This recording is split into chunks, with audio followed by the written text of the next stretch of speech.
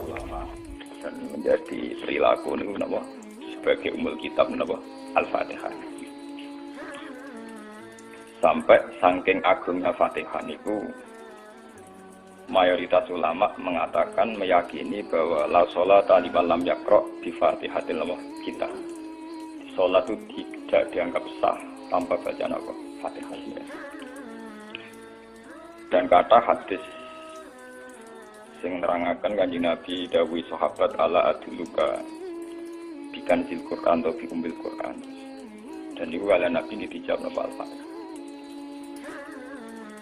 Nah, sing kula niat kula sampeyan teng mriki bahwa kemudian ini eling-eling tenan nggih. Gairah baca Fatihah atau semangat baca Fatihah itu hilang saat lafaz-lafaz sing menjadi pakem nggih niku ngono nggih. Lafaz-lafaz sing menjadi pakem niku mun menjadi rutinitas. Nggih, lafaz-lafaz sing dadi pakem mun dadi napa? Rutinitas. Agama atau apa saja itu kehilangan roh ketika hanya menjadi rutinitas. Makanya itu tanggung jawab seorang ulama atau wali atau siapa saja untuk menghidupkan agama lagi lewat bahwa itu menjadi mental, harus menjadi karakter, ya, menjadi napa? Mukhul jasad, ya, menjadi insijam bil qalbi, menyatu dengan hati. Misalnya ngeten nggih. Kula ainul yakin, hakul yakin bahwa kula benar dan ini harus disyariatkan ya. Kula nu berkali-kali dingendikani Bapak untuk ijazah kangge Kiai Hamid, kangge guru-gurune kan sering mau Fatihah 100 kali. Itu dari segi rutinitas atau dari segi jumlah. Ya. Tapi sebetulnya lebih dari itu ya, niki kula terangaken ya. Kita atas nama sebagai ulama, atas nama sebagai apa nggih, tiang sing nyekseni perubahan zaman. Niku kemudian Fatihah atau agama itu tergusur oleh kata-kata yang diciptakan masyarakat modern, ya. Misalnya demokrasi, misalnya kesejahteraan, misalnya apa. Ya. Sebab niku lewat ngaji niki kula baleni malih nggih. Kenapa Fatihah menjadi umul kitab dan kenapa pula diulang-ulang saat napa salat? Intinya Kanjeng Nabi nek hadis qudsi apa dawuh qasamtu sholat baini wa baina abdi nisfain, sebagai riwayat isman. Nisfun li wa nisfun lil abdi. Fa idza qala al abdu alhamdulillahi rabbil alamin. Qala hamidani rabbi. Sampai malik yaumiddin. Ketika ia kana abudu wa ia kana stain, Allah ngendikan wahadani abdi atau zakaroni abdi. Ketika mulai ihdinas siratal mustaqim, Allah ngendikan ini hadali abdi wali abdi masalah, ini jatah hambaku dan bagi hambaku berhak mendapatkan apa yang ia minta. Oke. Perlu kula aturaken teng mriki bahwa ya kula bolak-balik matur ya. Ketika kita maca misalnya alhamdulillahi rabbil alamin, bahwa segala puji, segala nikmat, segala keagungan, segala yang ada di bumi ini hanya milik Allah Rabbil Alamin. Itu satu kata pakem dalam Islam. Satu kata pakem dalam Islam. Bahwa segala puji, segala kebaikan, segala yang baik itu milik Allah. Kenapa ini dikatakan pakem? Di era jahiliyah tentu orang mengkaitkan nikmat itu karena berhala, karena lata usia. Di era modern orang mengaitkan nikmat karena uang, karena fasilitas. Di era yang semu kayak ini orang nikmat nunggu kalau jabat, kalau punya uang, kalau punya pengaruh. Sehingga saat orang bisa memusnahkan itu semua, menghilangkan itu semua, dan meyakini bahwa semua nikmat itu karena Allah, semua kebaikan juga karena Allah. Maka ini menjadi pakem dalam Islam. Alhamdulillah, bahwa yang berhak dapat puji hanya Allah, yang dapat pujian hanya Allah.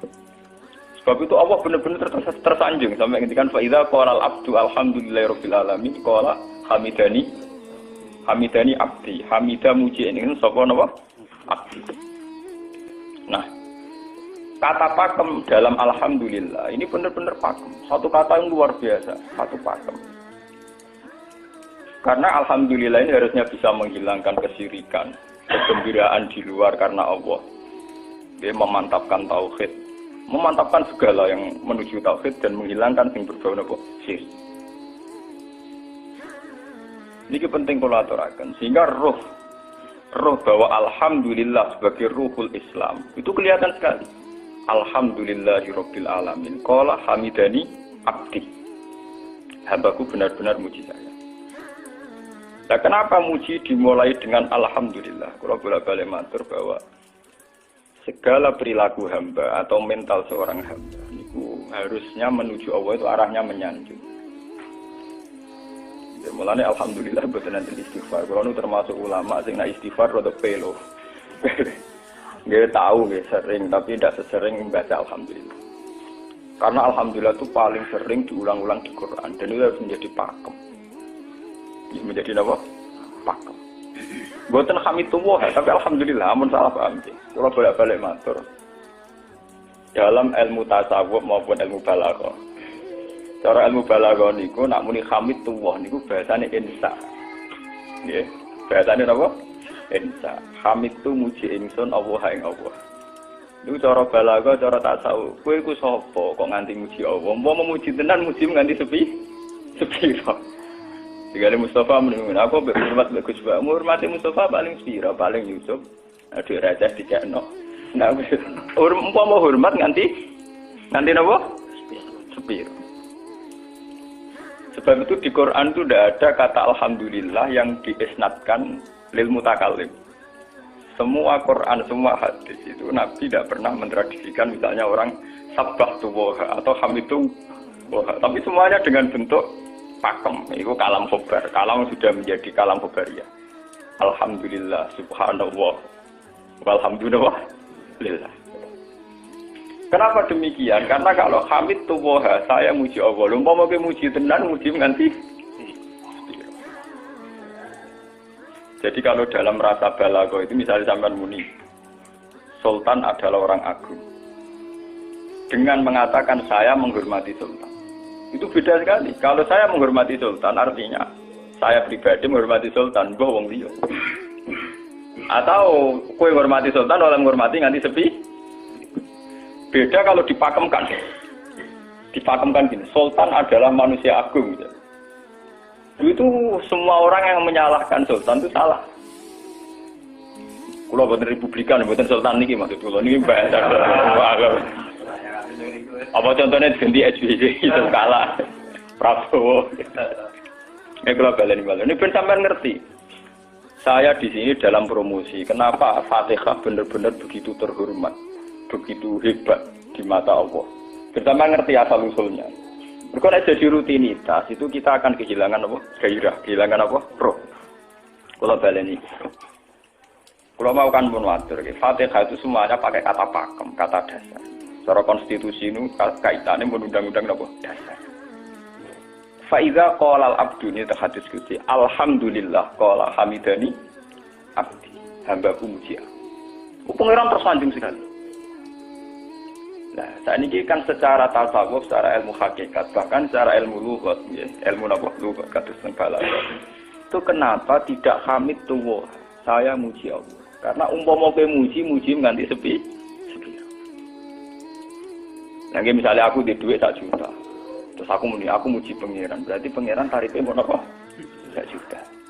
Nah, jadi caleg DPR Bantul berarti pangeran tarifnya mau terima napa? Iku umpama muji. Tapi beda kalau dipakemkan. Kalau dipakemkan itu tadi misalnya sampean mengatakan Sultan adalah manusia agung. Itu siapa saja menghina kesannya salah.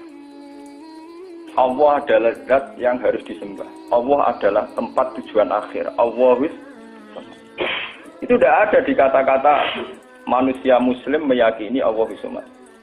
Tapi tidak ada kata-kata manusia muslim atau manusia mukmin meyakini Allah Bismillah. Tapi dipakemkan Allah memang Allah benar-benar zat yang menjadi tujuan akhir. Paham ya Gus Nane? Dan wiridan untuk mandi tak ijazahi. Mergo wiridan model kiye Gus Nane iku jek ana anania ya muni sekula-kula. Makanya dalam tasawuf kemudian dikenal makam fana, makam yang menghilangkan diri sendiri total di depan kebesaran Allah. Nggih. Karena kita muni saya umpama tenan kowe hormat itu nganti sepi. Wes ngono cek umat-umatan. Lagi di duwe, lagi di rezeki muni hamidullah, nalana lagi ra duwe napa? Rezeki. Sehingga alhamdulillah dipakemkan sebagai konstitusi, sebagai dasar. Alhamdulillah. Begitu seterusnya. Ar-Rahmanir Rahim, Maliki Yaumiddin. Semuanya pakai kata pakem. Bahwa ini Pancasila, konstitusi negara. Bahwa ini presiden orang agung misalnya. Ini ulama orang agung. Itu lebih pakem ketimbang sampai mengatakan saya hormat presiden, saya hormat sultan. Karena saya ini kan kemudian sebatas makna sih. Saya sing dimaksud wa ma qadarullah haqqan qadri. Mereka tidak bisa mendudukkan Allah sesuai tingkat kehormatannya Allah, sesuai tingkat kebesaran apa. Sebab itu Nabi kalau ngajari itu semuanya alhamdulillah subhanallah. Sama nanti pun ngertas hadis Kanjeng Nabi hamidullah atau sabaqtu. Mboten enten semuanya pakai redaksi pakem. Nggih, pakai redaksi apa? Pakem. Lah sing ora redaksi pakem iku namung lafaz-lafaz istighfar, memang kaitane mbek makhluk. Kowe muni astagfirullah, kula nyuwun sepura Gusti. Angger muni nyuwun sepura mesti kepentingane khazun nasi nang di sepura nang di swarga nang kelon berita dari itu mesti begitu. Paham ya?